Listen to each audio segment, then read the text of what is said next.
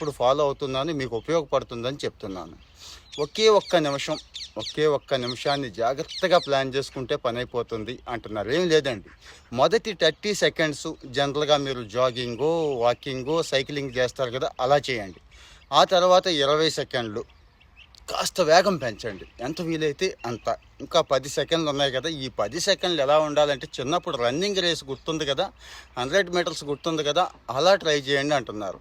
అది రన్నింగ్ కావచ్చు, సైక్లింగ్ కావచ్చు, దేనికైనా అప్లై అవుతుంది. ఇలాగా ఇప్పుడు చెప్పాను కదా, ఒక నిమిషాన్ని ఒక యూనిట్గా తీసుకొని ప్లాన్ చేసుకొని రోజుకి ఒక 4-5 సార్లు, వీలైతే 10 సార్లు, 20 సార్లు చేయగలిగితే చూడండి, ఒక్క వారంలోనే చేంజ్ వచ్చేస్తుంది, కంప్లీట్గా బాడీ ట్రాన్స్ఫార్మ్ అయిపోతుంది అంటున్నారు. ఇక పొట్ట తగ్గటం ఒకటే కాదు, మంచి షేప్ వచ్చేస్తుంది, మంచి ఫిజిక్ వస్తుంది, ముఖ్యంగా హెల్దీగా ఉంటాం. ఏం తిన్నా కూడా వంట పడుతుంది. కామెంట్లో చెప్పండి.